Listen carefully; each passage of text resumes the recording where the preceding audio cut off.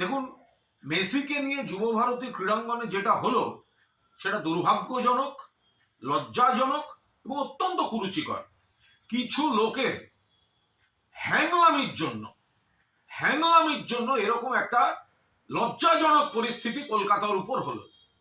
কেন মেসি যখন মাঠে ঘুরছেন, এত মানুষ তারা কত শখ করে খেলার, তো মূল কথা ছিল না মেসিকে দেখতে যাচ্ছে, মেসি আসছেন, স্বপ্নের নায়ক, মেসিকে দেখতে যাচ্ছেন।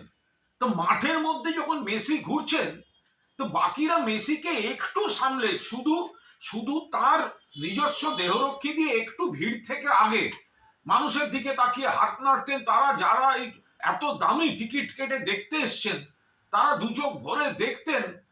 তো সেটা করা গেল না। এত কিসের হ্যাংলামি? এই কয়েকজনের যে আধিক্যতা দেখছি, এটা কিসের? এটা মেসি দেখা না নিজেকে জাহির করা? থেকে হাইজ্যাক করা হয়েছে। স্বরূপ বিশ্বাস হাইজ্যাক করেছে, অরূপ বিশ্বাস হাইজ্যাক করেছে, এদিকে এখানকার বিধায়ক তিনি হাইজ্যাক করেছেন। তো পুরো প্রোগ্রামটা, এবং যারা ঢিল ছুঁড়েছে তারাও, বোতল ছুঁড়েছে তারাও তৃণমূল, সব অরূপ বিশ্বাসের লোক, আমার কাছে যা খবর আছে।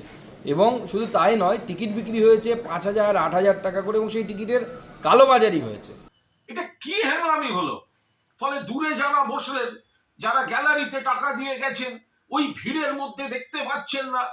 কোনো পরিকল্পনার মা বাবা নেই। এই আয়োজক এটা হচ্ছে নাকি? শুধু টাকা, শুধু ব্যবসা। পুরো যুব ভারতী ভরিয়ে অনেক বড় ডার্বিতেও এত লোক হয় না।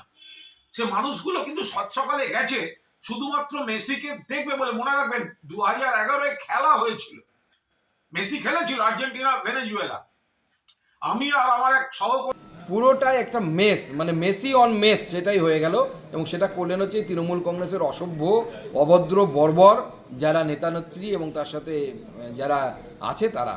এবং প্রমাণ হলো যে পশ্চিমবঙ্গের পুলিশ এইটুকু প্রফেশনালিজম নেই যে এত ভিড় কিভাবে কন্ট্রোল করতে হয় সেটা পর্যন্ত জানে না।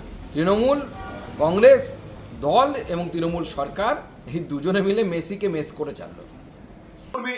তখন চ্যানেলের প্রসেনজিৎ বক্সি, আমরা কর্নার ফ্ল্যাগের পাশে বসে খেলা দেখছিলাম অ্যাস্ট্রোটার্ফের উপর। আমাদের মানে 12 ফুটের মধ্যে মেসি দাঁড়িয়ে কর্নার নিলেন। গোটা যুব ভারত একটা সিস্টেমে চলেছিল। এটা কি? যারা মাঠের মধ্যে, একটা মানুষ গ্যালারিতে বসে সে কি দেখবে ওই ভিড়ের মধ্যে? কোনো পরিকল্পনা থাকবে না। মাননীয় মুখ্যমন্ত্রী পৌঁছবার আগেই মেসিকে বেরিয়ে যেতে হচ্ছে।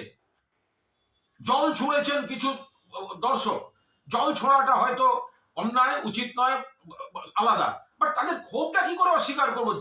যে মানুষটা এত দামি টিকিট কেটে সকালবেলা নীল সাদা জামা পরে মেসিকে দেখবেন বলে গেছেন, তিনি যদি দেখেন ওই দূরে ওই একটা জটলা শুধু ঘুরে বেড়াচ্ছে, এই হ্যাংলাগুলো কারা?